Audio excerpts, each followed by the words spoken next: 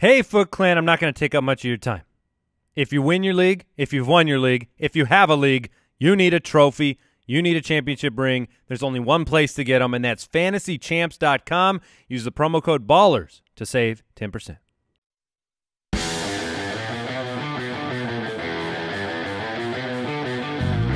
Welcome to the Fantasy Footballers Podcast, coming to you from the Play Draft Studios with your hosts, Andy Holloway, Jason Moore, and Mike Wright. We are back again.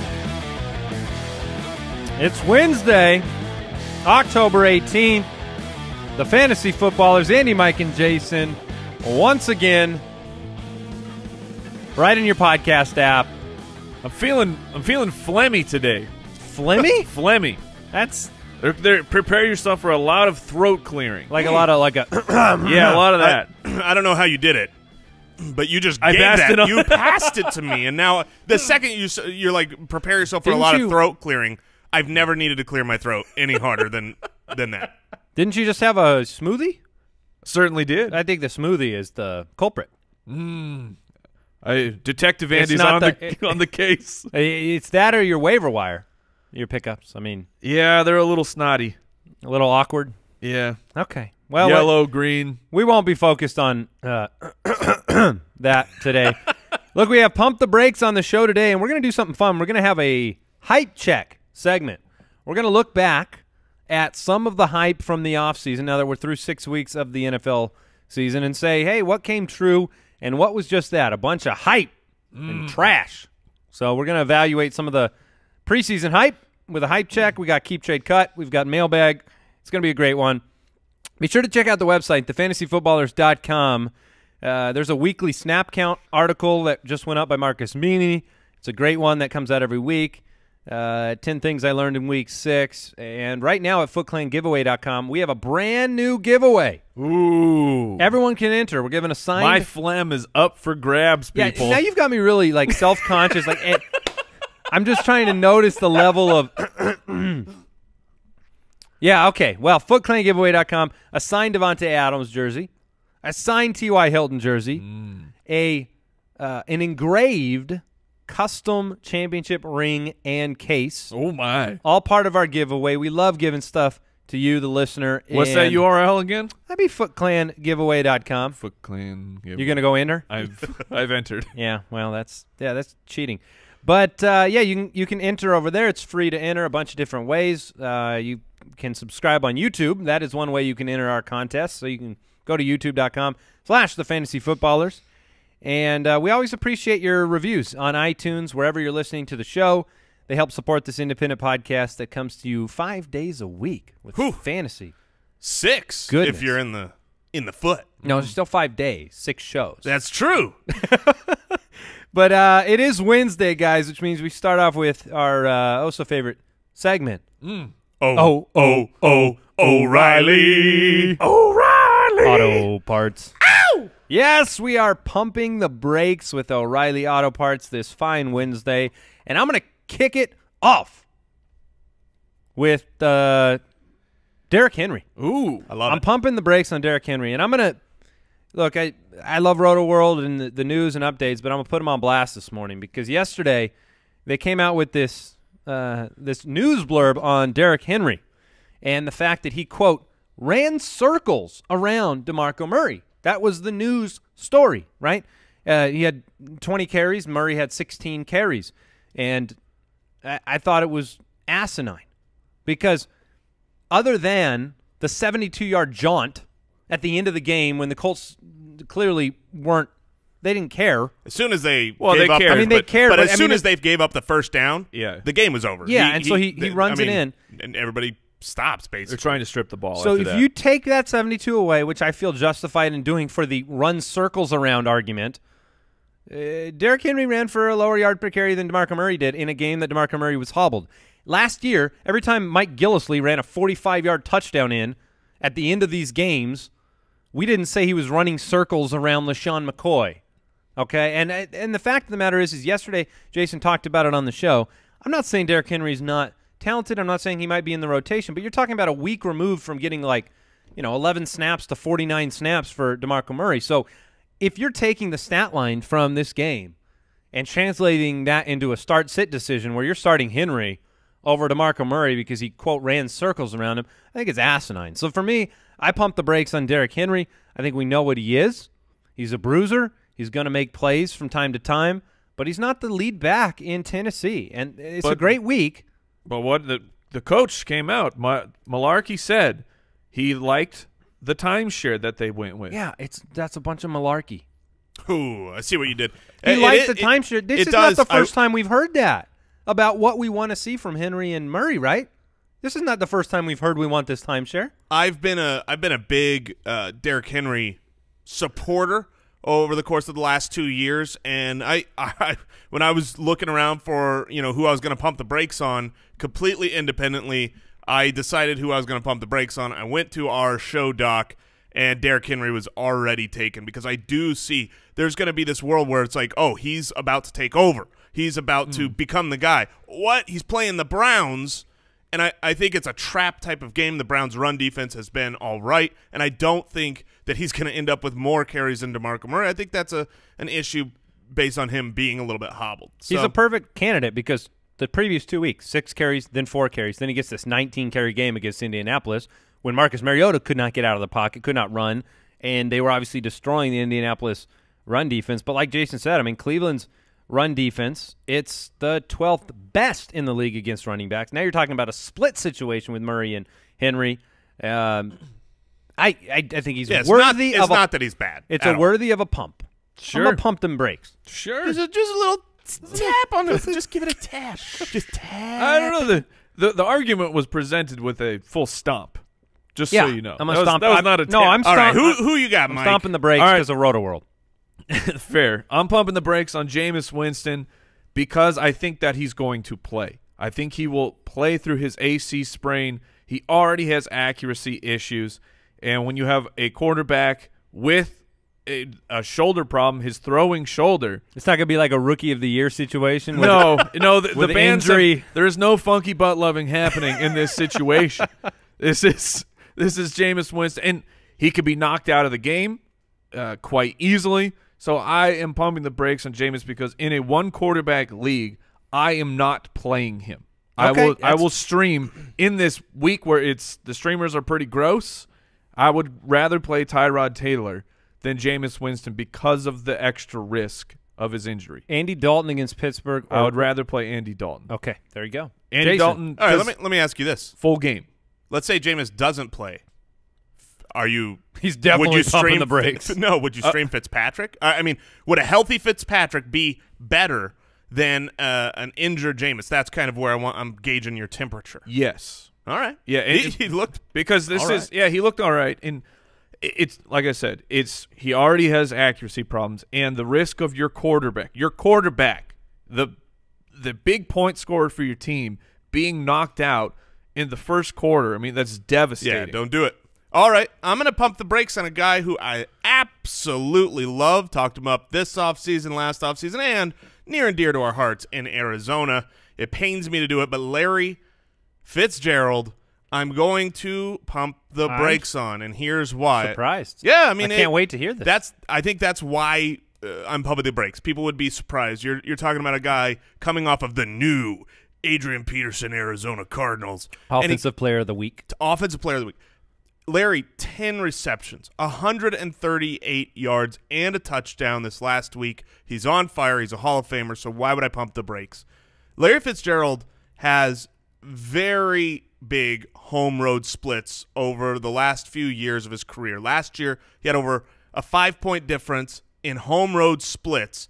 And if you look at this year, 3 games at home, 3 games on the road. Little Flimmy. Every game at home, a touchdown. No touchdowns yet on the road. In fact, if you want to look at, I mean, it's too small a sample size, but I'm still throwing the stat out there because it's crazy.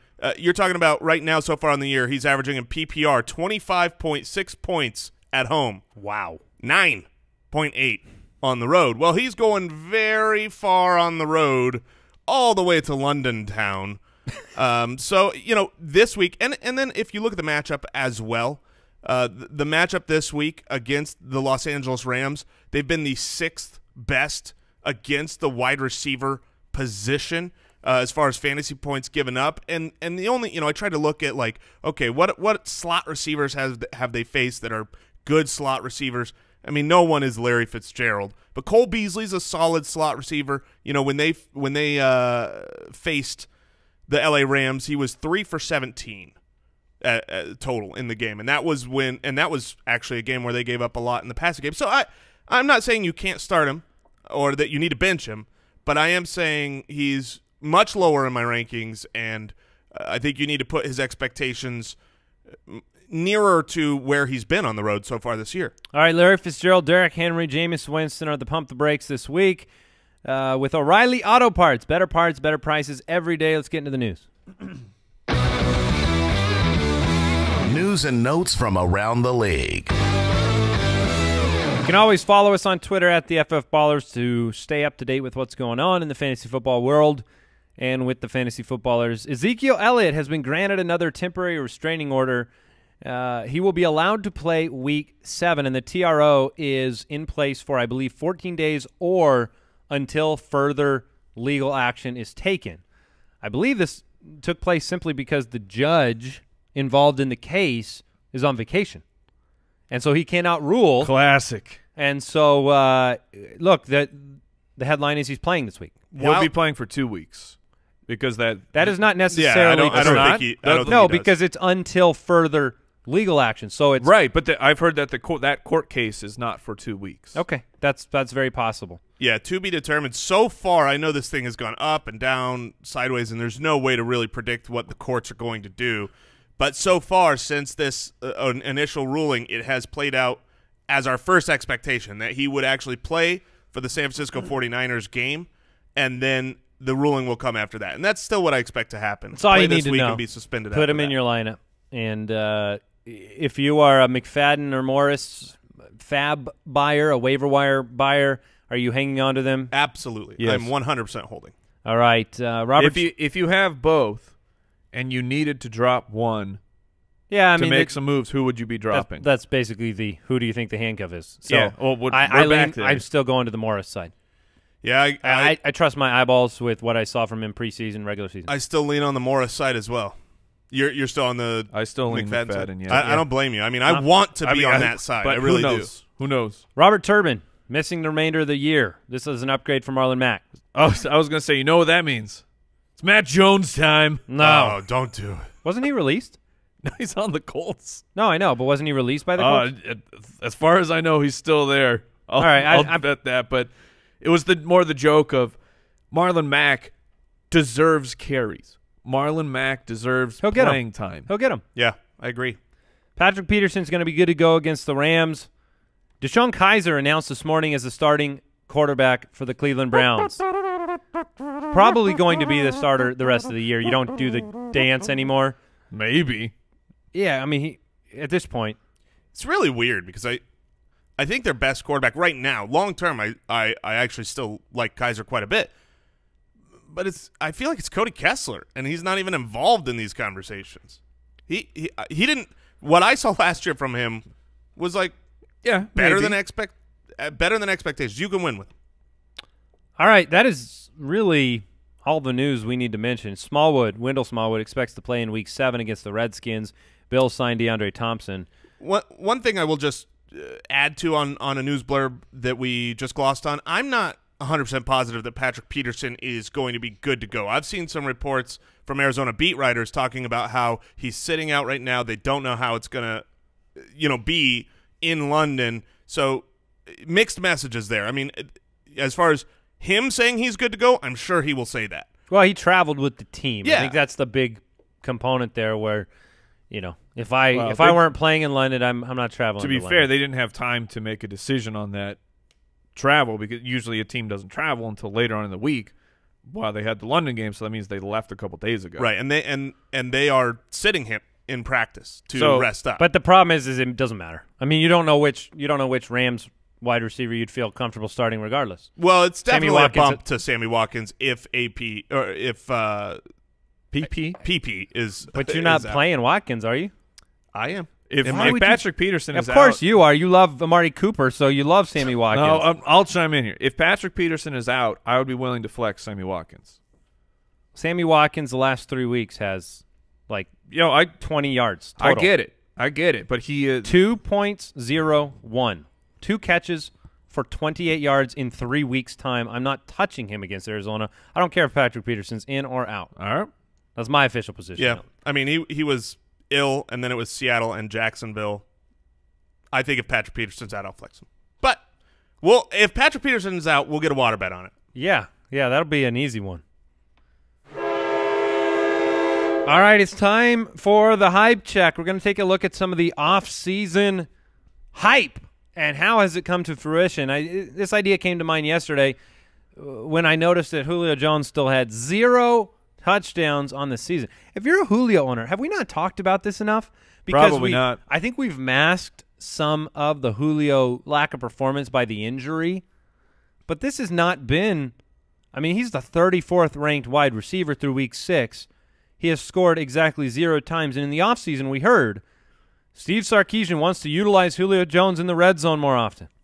I think he has 1 red zone target off the top of my head. So that is pure and utter hype. It has not come to fruition. And we talked in the offseason about the fact that sometimes there's these guys that just – I mean, Amari Cooper's one.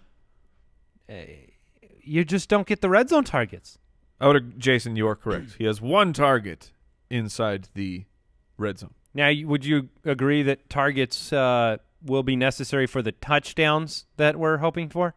Well, of course, Not red zone. necessarily But red zone, Julio is when Julio gets his touchdowns, is generally outside of the red zone.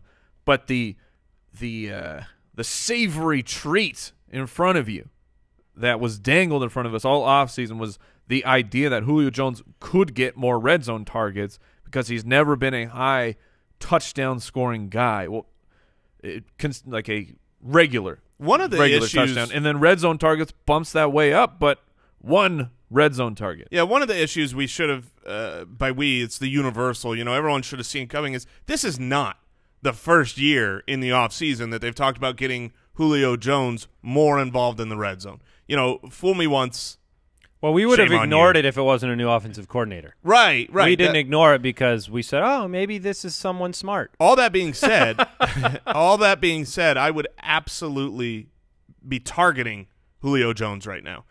He's you say the 34th ranked, but he's had a bye week, so that's in total point scoring. He's had 2 games over 90 yards, a game over 100 yards. Last week he was still 6 for 72. I think Julio, I mean, if you talk about the fact that he has 0 touchdowns on the year, how many do you think he finishes with on the year? 5? 3 or 4? 3 or 4. Well, guess what? They're all coming rest of the season. So he's a guy I would absolutely target. Owners have to be down on him right now, and his talent is otherworldly. Dan Quinn did say he's very unhappy with the workload that Julio Jones is getting right now in the offense. And it's translated to lower performance for Matt Ryan. I mean, Matt Ryan has not been a prolific fantasy quarterback, much like Jason thought he would be. Come on now. That's a lie. Jason's been dead on with their offense not being what it was last year. All right, let's go from Julio to Julius. Julius Thomas had an offseason hype-a-thon going on. And in fact, let's just go to Miami in general. Yeah, there we go. The first thing was, Julius Thomas is going to be a thing, right? They can see 10 touchdowns in his future. Well, 45th ranked tight end, 0 touchdowns. To be fair, they meant his career. The rest of his career, he'll probably Peyton get 10 took care more. of that. Peyton took care of that. But, yeah, that's been hype. But when you look at the rest of this offense, from Jay Ajayi to Devontae Parker, Stills, Landry, it hasn't come to fruition. Yeah, I will give them not a full pass. I will give them a bathroom pass, which means they need to return quickly. But this was all this offseason hype. This was Ryan Tannehill was going to be their starting quarterback. They were prepared for something, and then a very unfortunate injury right before the season starts leads to Smoke and Jay Cuddy unretiring and kind of besmirching that. That's a smoke break. Yeah. They're taking a smoke break. Yeah, pretty much. All right, let's talk about the Washington wide receivers. In the offseason, we heard, look, Jamison Crowder, he's going to play in all the 2 wide receiver sets. He had a very good year last year, 7 touchdowns, I believe, and, looked like he was primed for a third-year breakout. Josh Doxson, you're going to play the Z receiver role where Pierre Garçon was. I took a look at the ranks. Through 6 weeks, here's what you got for Washington wideouts. Pryor's the 58th ranked wideout. Crowder's the 98th ranked wideout. Doxson's the 86th ranked wideout. That's called bench. Yeah, Pryor and Jamison Crowder, the last 3 weeks is averaging about 71% of the snaps. So that's not the snap total you were hoping for. You're not getting the targets that you were hoping for, and the touchdown regression for Crowder was pretty easy to see it coming, but you still had hope because of this. Well, he's going to play on the field all the time. See, you thought 100-plus reception capability. Here's what ended up happening in truth. From the hype to, okay, you have DeSean Jackson, you have Pierre Garçon. They leave town. And so you think, okay, if Crowder and Pryor go into those roles, maybe they can somehow even be better. Right. But what actually happened is when his number 1 and number 2 wide receiver targets left town, he said, I'm going to use all my weapons. And he spread I'm going to use Chris Thompson. I'm going to use Chris Thompson. I'm going to use Ryan Grant. I'm going to use Vernon Davis. I'm going to use every weapon possible. And so these pieces that you wanted to just have them flow right in to the DeSean Jackson spot and to the Pierre Garçon spot, that has not happened, and I don't expect it to happen the rest of the year. I think your last great hope for a wide receiver in this offense is actually Josh Doxson, because you hope that it's that first-round talent that eventually wins out, since it's not a target share that you can rely on from anyone here. Opportunity? No. So you've got to go with the talent argument here, I think, rest of the season. Really impressive how Kirk Cousins has taken 3 wide receivers with those fantasy rankings, and through 6 weeks is the number 6 quarterback in points per game, number 11, even with a bye week. I'm impressed with Cousins. I'm obviously not impressed with any of the pass catchers there from a fantasy perspective. So, do you expect it to turn around, though? No. Yeah, I don't either. No, I don't. I'm with Jason. This is why I said on the waiver show, if I was a winning team in fantasy right now and I wanted to fill a flyer spot, I'd be looking for somebody like Josh Doxson to, take that shot on, see what happens the next 2 weeks. Does he catch another couple touchdowns? Does he surprise you? Otherwise, I don't know. The best odds would be Pryor other than that. We have a few more hype train candidates than we need to talk through, but want to thank today's sponsors, SeatGeek. There is nothing like live events with your favorite teams or bands, but buying tickets sucks. It sucks, and SeatGeek makes it easier. You can buy and sell tickets in just 2 taps. Andy, 2 taps. 2 taps. 2 taps. SeatGeek searches multiple ticket sites to compare prices. They graded out the tickets based on value. We all have the SeatGeek app. We've all used it. We've all seen how easy it makes the ticket buying process. Whenever I'm trying to go to the Cardinals game, boom. 2 taps. 2 taps. SeatGeek takes me there. It's the go-to app for finding deals on every ticket type. I love stand-up comedy. Boom. SeatGeek. 2 taps. 2 taps with SeatGeek. I'm getting to the show. I'm saving money on my tickets. And right now, you can get $20 off your first SeatGeek purchase. All you have to do, Foot Clan, you download the SeatGeek app. You enter the promo code FOOTBALLERS. Promo code is FOOTBALLERS, and you're going to get $20 off your first SeatGeek purchase. Download the app right now. Yeah, we also want to thank Pro Flowers, a great sponsor of the show. Listen, gentlemen, I don't know if you know this. I love my wife. She is a wonderful, wonderful woman, and there is nothing better than surprising the person that you love for no reason. It's like it's expected if it's a birthday. It's expected if it's Valentine's Day. But I like just having the flowers show up to say, look, I love you. Right now, with fall in swing, all the pumpkin spice you can handle on every corner, they have fall bouquets that are gorgeous right now. And the best part is, because you're listening to this show, you get a little bit more bloom for your buck. Ooh. If you know what I mean. Oh. All bouquets over $29, you're going to get 20% off. You go to proflowers.com, choose the perfect bouquet. You pick the exact date and time that it will arrive to get 20% off all bouquets, $29 or more. Go to proflowers.com, use the promo code BALLERS at checkout. That's proflowers.com and code BALLERS. Don't wait to make someone's day. All right. Hey, we're moving on. Let's look at Todd Gurley, a different case of preseason hype.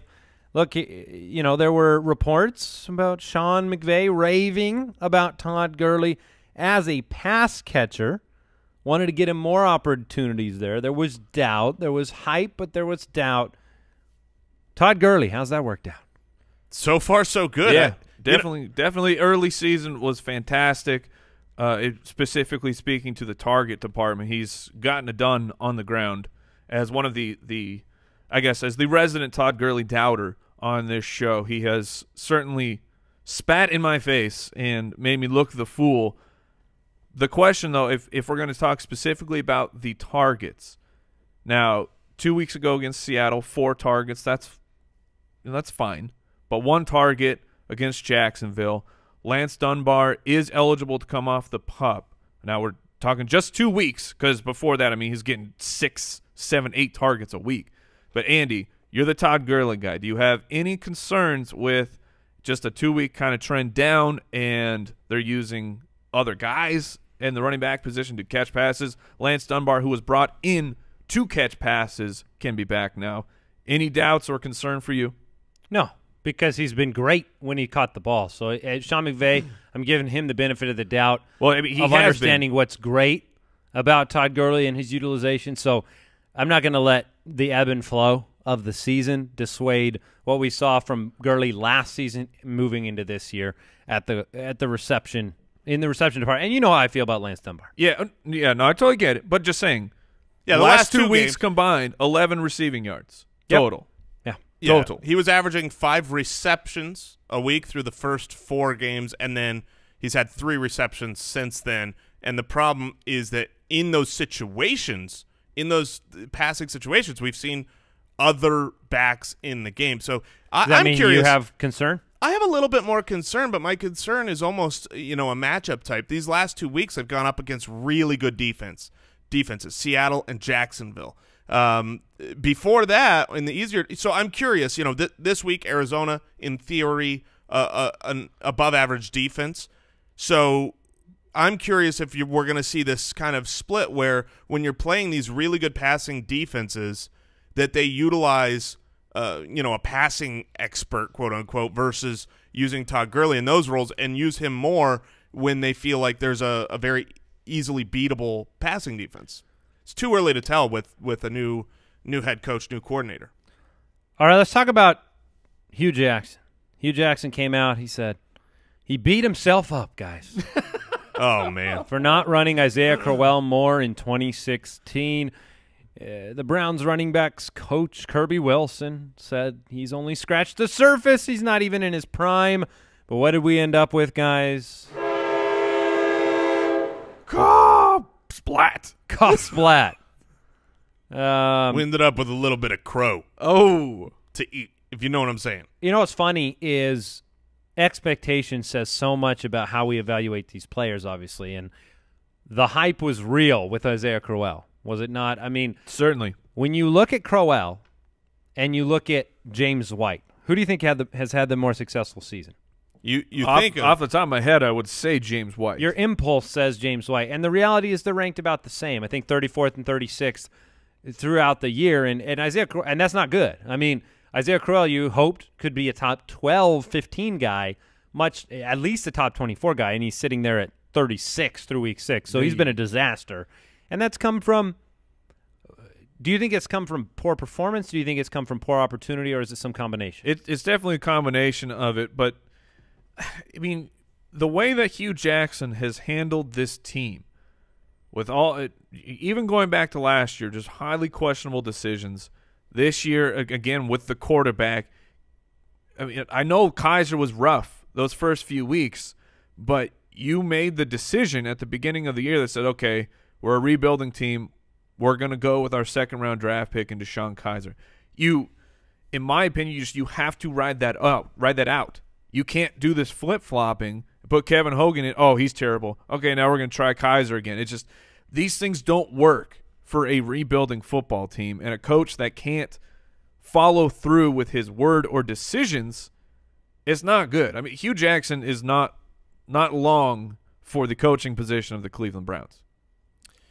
Yeah, I think the Cleveland Browns might stick with him. I think they should stick with him for the long term. But what we've actually seen, if you look at the stats, last year through the first 6 games when Crowell was impressing and people were getting better value than they expected out of him, he had 74 rushing attempts through those first 6 games. How many rushing attempts do you think that Isaiah Crowell has so far through the first 6 games in 2017? Why don't you tell us? 74. Yeah, it was all big plays same last year. amount. And so it's one of those things where, yes, the hype train didn't follow through in the sense that they're not giving him 2 more carries a game, but he is getting the same workload he had last year. Crowell is the one not getting it done. I mean, last year through the first 6 games, 5.6 yards per carry. This year through the first 6 games, 4.1 yards a carry. And it really, it's pretty much the same. It's just those big plays. We And some expected this touchdowns. line in the preseason, Yeah. the line to be this all-powerful offensive line in Cleveland, and it's just been a mess. I mean, this is a team that's going to struggle to win a game again. All right, is there anybody else? I mean, look, the big talk in the offseason, Carlos Hyde. He was a big one. He's going to have to compete for the starting job. Greg Rosenthal talked about the fact that he could be a surprise cut. Santa Rosa Press talked about the slowest and most indecisive running back. Tim Hightower took the first rep at practice. It's nonsense. Yeah, I mean, looking back, and we actually said this at the time, especially you, Mike, he is clearly their best player. Like when you look at the running backs, because I've watched football. Our issue with Hyde has been injury, but you look, he's really good, and everyone behind him was at best the best behind him was just question mark of unknown, and so you got hope, but you have nothing other than that, and so I think you need to stick to your guns in the future when you see a player who has proven it, who is very good with question marks behind him, and not overemphasize hope. One worth mentioning is Marshawn Lynch. They talked about him being held potentially under 200 carries. That's happening. I did the math. If you take these first 6 games, you average it out over a season, he's on pace for 186 carries. Hey. So that's coming to fruition so far. Also, I mean, if you listen to us talk about Doug Martin, my guy for the year, Doug Martin, there was so much hype about, okay, the Bucs GM says there's no assurances that Doug Martin takes the job back. ESPN reporter talks about Jaquiz Rodgers could unseat Doug Martin. Brooks, you put this in quotes. Was that my quote? Yeah, that's from the original show doc. I said Tampa Bay bullcrap? Yeah. about the hype about someone taking over for Doug Martin? Oh, yeah, all that hype that was happening that week. Oh. You weren't having it. Yeah, So. well, look, if you invested in Doug Martin, you have and you will be rewarded for that investment. He's been a 16-point guy the first 2 weeks. He's clearly the better running back. Yeah, no arguments here. Anybody else that you want to mention? I mean, Javoris Allen, they talked about him having a nice camp, but injuries have brought that to the forefront. He's been good. You had talk about Eddie Lacy and Thomas Rawls fighting for those early down carries. They're the 85th and 96th ranked running backs through 6 weeks. Any other players you want to talk about, or should we get into Let's get into that keep, trade, cut. Keep, trade, cut. Well, let's talk about a couple of the – what are you going to say something, Mike? Nope, I'm just jamming to the music. You're just putting some fingers out there? That's right. Okay. Terrell Pryor, Jamison Crowder, keep, trade, cut. Trade if you can. I mean, hopefully you traded Pryor after his touchdown game last time. I think we encouraged that after his 3 for 70 and a touchdown game against Kansas City. I would definitely be looking to trade Terrell Pryor. I don't think he turns it around and has any kind of season where you can rely on him. Will he have, 3 or 4 more good games where he's a valuable asset? Sure. but I don't want to have to start him week in, week out. And if I can find someone who does believe, and I can grab someone to take a Terrell Pryor and someone else and turn him into a Jarvis Landry type where I can rely on him, I'd much rather go that direction. Yeah, I'm not. I don't think you're going to be able to trade him. Maybe if you package and you can get a guy like Jarvis Landry. I'm also not cutting him. I'm going to hang on. Would you cut Crowder? I've seen him on waiver wires in 2 of my 3 leagues. He's out there. Going with the idea of if Jamison Crowder was out there, would I pick him up? And the answer is I don't know. Like Would you pick up Crowder or Aguilar? I would pick up Aguilar. I'd pick up Aguilar too. Yeah, Jamison Crowder's to me a pretty easy cut. I don't think he is, getting it done in the target department, and I believe based on his talent that's what he needs. He needs to be a predominant target. I would keep Pryor. I would cut Crowder. Yeah, for a better option. Yep. Keep, trade, cut C.J. Anderson. What do you guys think about C.J. Anderson rest of season? I mean, that's where this decision comes into play. You got to keep him. I mean, you've had last Devontae Booker, Jamal Charles. Yeah, and I understand the 3-way timeshare that it looks like, but still 3 of 5 games, 20 or more carries.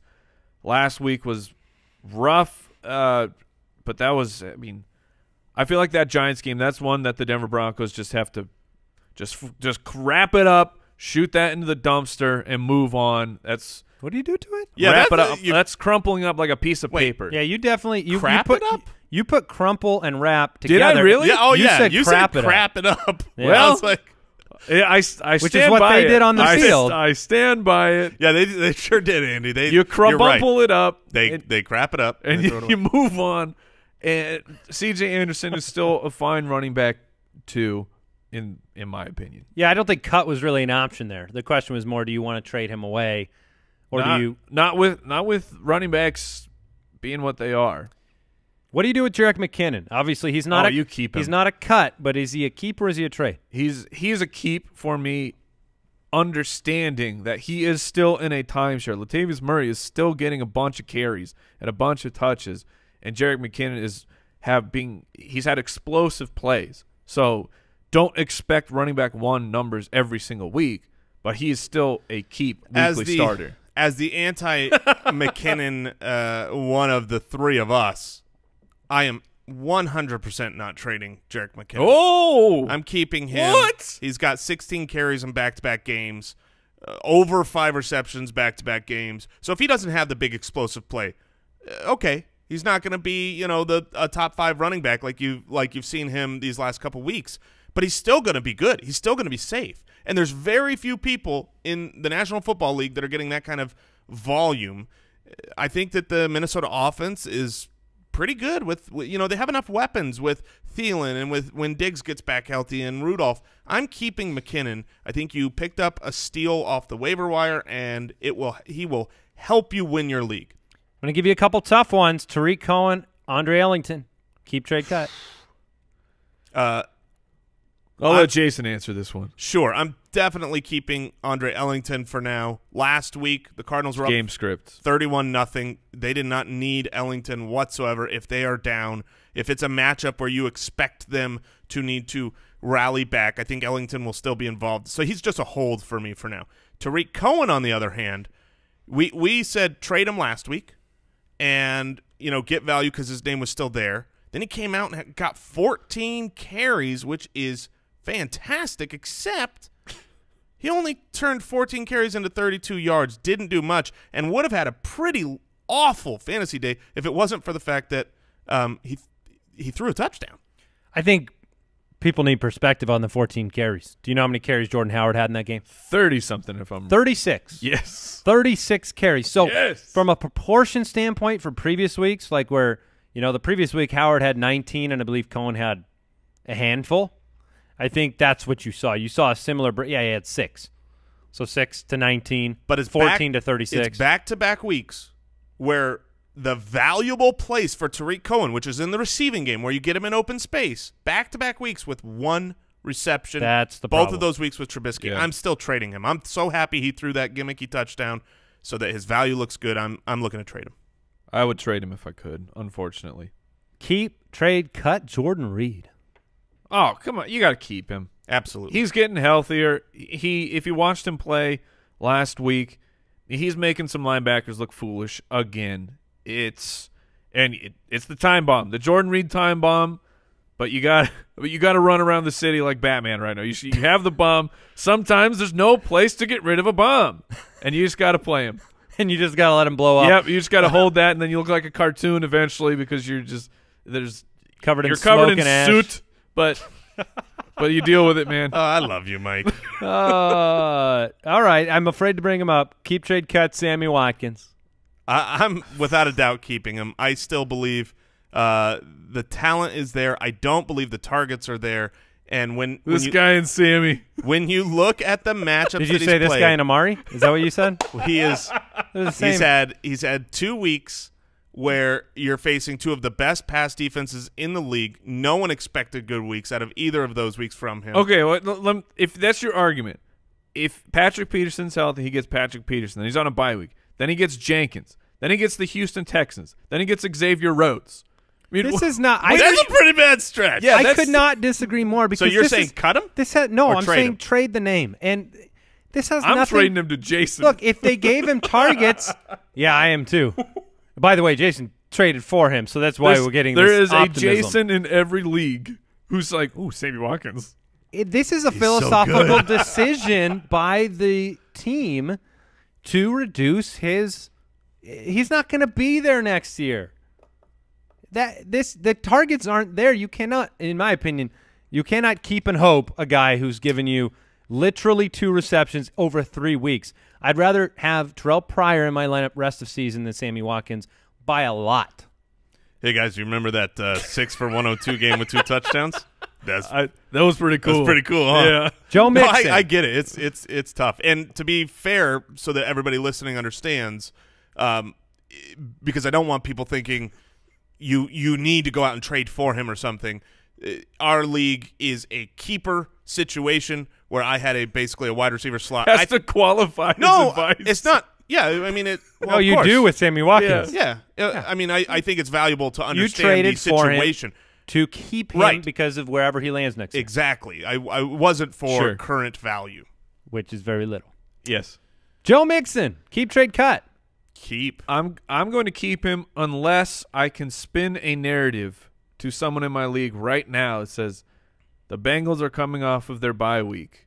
Joe Mixon's touches have been increasing. He's getting more involved.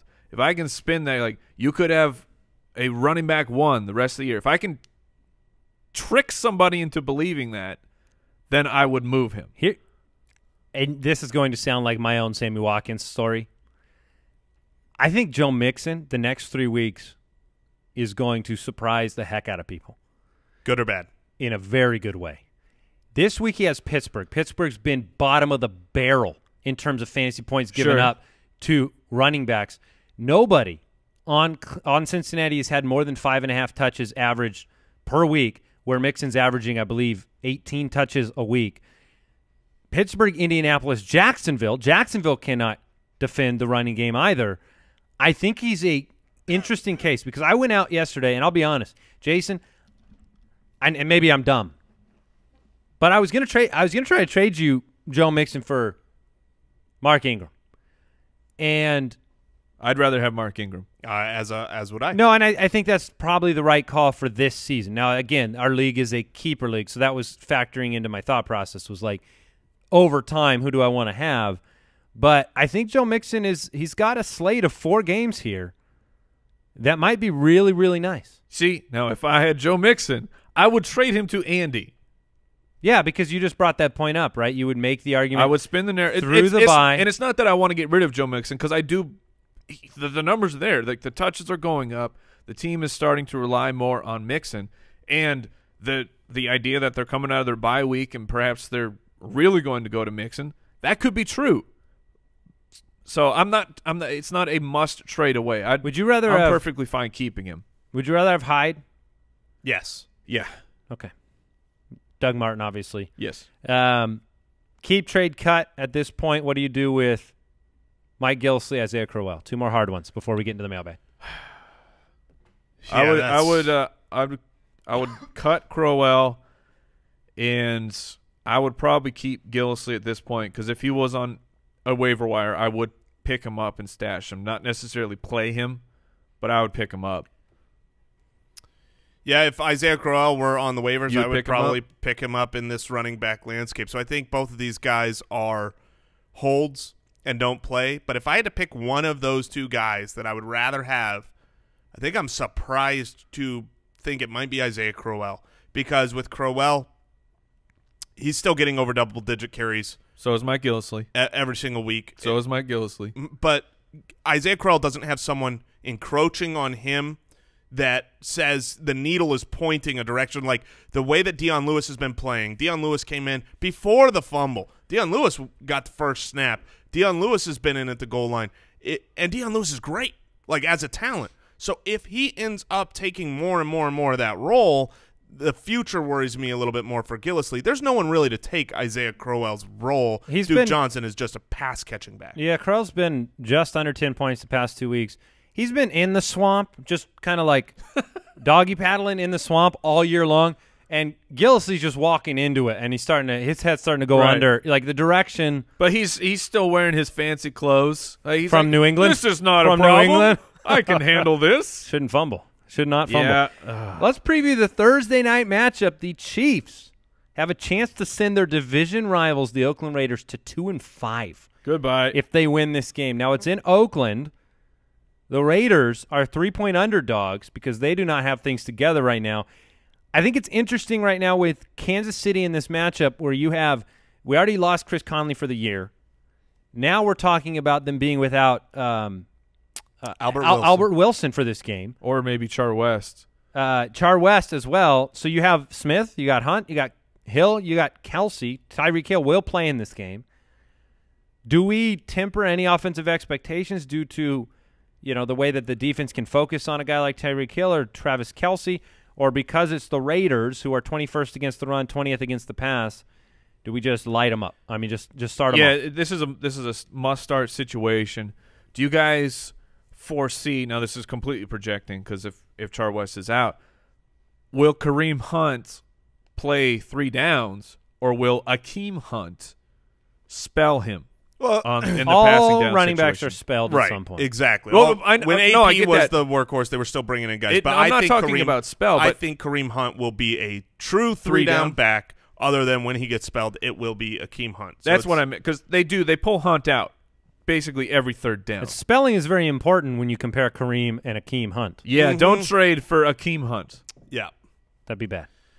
I agree with Mike. I think that the Oakland Raiders, while they can try to focus in on the 3 big weapons of Tyreek Hill, Travis Kelsey, and it's Kareem like paper, Hunt, rock, scissors, man. You always have one's always going to win. Yeah, and the thing is the Oakland Raiders don't have the pieces to take all of those out of the game. So I think you fire up your Chiefs. On the Raiders side of the ball, that's what do you do with them right now? Derek Carr is averaging 9.7 yards per completion. There is no downfield opportunities for this offense right now. They feel flat, right? You've got a running game that seems not explosive with Marshawn Lynch, right? Like, it might be efficient, but it's only efficient in the context of, hey, we're going to spread the ball around. We're going to be efficient in the passing game. It just feels like a flat offense that it's a lot of work to go from the 20 to the other 20 for them right now. Well, what's interesting for the Chiefs defense, they're only allowing a completion rate of 53.5%, which is fantastic. But they're allowing 14.5 yards per completion. So they are allowing those big plays to happen. I mean, and that's really all you're getting done is big plays are happening against the Chiefs. So do you have hope? Do you have hope for Amari Cooper, Jason? I always have hope, but I'm going to if I have better options. Are you going to play Amari Cooper? He's a low-end flex for me in this game. He's much lower. I'm firing up Crabtree. A lot of bye weeks. I'd be okay with him as a start for sure. Yeah, my pump the brakes was going to be Derek Carr, but I thought it was too obvious. But if it isn't obvious, you've got a guy who has a career average of 22 points a game right now, and 13 points a game against Kansas City over the last 4 trips, both home and away. I think you're going to have a murky situation here. The running game has not been good enough. The offensive line has not been good enough. The only true reliable option here is Crabtree. Yeah, I think we kind of threw it away, but Michael Crabtree is a he's a must start weekly every start game. every It week. doesn't matter. Absolutely a must start. All right, let's talk some mailbag. Mailbag. Mailbag. Oh yeah. Kia. Little Macho Man. Nathan in Texas, with the Saints defense performing exceptionally well against the Lions, are they an acceptable start? Oh, Against the Rodgers, acceptable? less Packers. Acceptable? Oh, I'm They're so happy. far more than acceptable. To me. I think it's a trap. I do it's not. not a trap. Look, I've looked at this.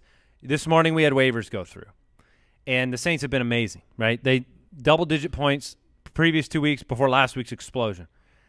This game is in Lambeau. Mike McCarthy's a smart dude. I'm not saying they're a bad start. Don't get me wrong. I think they're a good start. I think that your expectations, there are certain times when, do we believe that they're a top 10 defense in the actual NFL?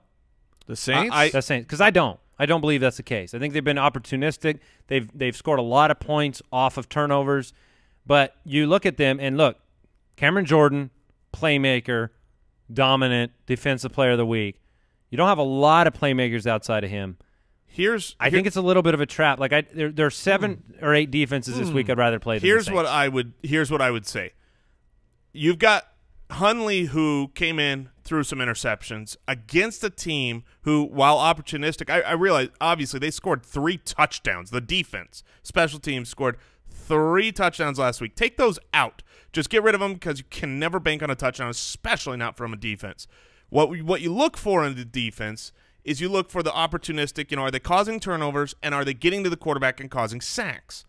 Well, over the last 3 games, and one of these was against Cam Newton, who's a mobile quarterback. I mean, you look at Jacoby Brissett, hard to sack because he can scramble, get away from some of those. Same with Cam, but you've got over the last 3 games, 7 interceptions, and you have, let me see here, last week 5 sacks, the 2 weeks before 4 sacks. I think you're going to have sacks. I think you're going to have interceptions.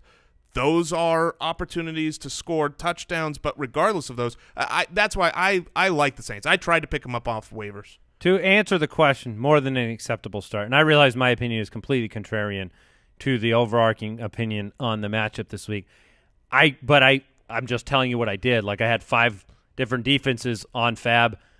I had the Saints as my number 1, and for whatever reason, I just felt like taking the money out of them and going with somebody else. I could be wrong there. Nice thing is they play Chicago the following week, so you can probably bank on them at least 2. Certainly. All right. By the way, if you have a question, you can go to the website, thefantasyfootballers.com. You can also dial our voicemail hotline, 302-464-TFFB, and ask us a question on there. Would you trade Adrian Peterson for Jay Ajayi, asks Kevin in Michigan. Ooh. Yep. I would. In a half-point PPR? Yeah. Yeah. I would. I would do that. The 3-2 Miami Dolphins, they might be able to get things going here. That win this last week could really, truly be a true turnaround catalyst game for them. And if you look, I mean, they're a good defense this week to play as well. Ajayi, in only 5 games right now, he already has 3 games over 25 carries. Yeah. That's insane. All right, here's a question from Alan in New Jersey. In our league, we normally play with 4 points for a 40 to 49-yard field goal, but this year it was accidentally put at 3 points. This past week, the commissioner changed the scoring back to the regular, and it ended up changing who won a Week 1 matchup, and now we have half the league very upset. What is the right thing to do? You can't – what? No, you can't revisionist history change things in the middle of the season. Now, if the league wanted that and voted, I have to assume they did not. Well, what do you mean? Well, here I'm just saying unanimously. They no, didn't. not unanimously. I'm saying that if this is a situation where it was like, it was brought to the attention of the league, and 7 of the players wanted it, and he changed it, but you're one of the guys that didn't, and you're upset, then whatever. It changed a win-loss. No. Yeah. Well, but I'm saying I imagine the points were changed before the week. Like, What are you not talking No, about? he said it went back to week 1. Yeah. Yeah. A week 1 matchup has now been changed. Oh, no. Thank you. You can't. Oh, man, I can't feel go like I'm back taking that way. crazy pills. No, I thought it was just this week was, it would have been a different outcome. You can't change scores in the No, past. he said a week 1 he basically they I'm realized sorry, I they missed realized that. the mistake in It's too week late. 6 and then just changed it retroactively for all previous games. Too late. You can't change it. Yeah, Can't I mean, change it. I basically you need to make a manual adjustment on week 1 to fix that week. If you want to move forward with the 4-point, everybody understands it from this point on. Sure, I'm fine with that. Would you trade? Although better to be 3 points. All right, let's go here. Cody in Green Bay. Or just remove kickers. Right. Yeah. Cody in Green Bay. When an injury happens to a number 1 receiver like Golden Tate, do you guys have hesitation with someone like Marvin Jones, who will now be going up against number 1 cornerbacks? He's been going in up other words, against number ones. do receivers below them get a bump up? So let's talk philosophically, because that situation is bad because Golden Tate's the quote number 1, but he's a slot receiver. Yeah. But let's talk about a situation where, okay, Jordy Nelson goes down, so Devontae Adams becomes the number 1 on the outside. Well, Devontae Adams was treated as the number 1 despite Jordy Nelson playing last week. Sure, but he's just saying hypothetically. No, let's just not answer the question, then, Mike. I'm just blowing up your thing that Rhodes covered Devontae Adams. When a number one wide receiver goes down, there's pluses and minuses for the other guys, right? You have more targets that will go their way because you have the predominant target leader, assuming that if they're their number 1, they always are, and those targets have to go elsewhere. So you get a bump up, but now the coverage is a little bit more difficult for those guys. So you've got to look at the talent of the second and the third wide receiver. Are they actually talented, or are they just a benefactor of easy coverage? So you got to take it case by case. Good example we have right now, I think Sterling Shepard is actually talented. Last year he was my number 1 wide receiver as a rookie coming into the league. I think he is legit talented. So if he gets a little bit more defense but ends up with 4 or 5 more targets a week, he gets a bump up. So you just got to take it case by case. Also for Detroit, I'm just hoping things get more smooth. That's what I'm going for. You're hoping for the Kenny G back on the field. All right, that is it for today's episode. We'll catch you tomorrow. Smooth show. Week 7. Ooh, here it comes. Week 7 is so smooth. It's Good really luck. It's really not, though. It's a very pointy number. We're We'll see going you double later. soundtrack here? Goodbye, everybody. There are no rules. This sounds like vomit in my ears right now. Please make it stop. Goodbye, everybody. Have a good week.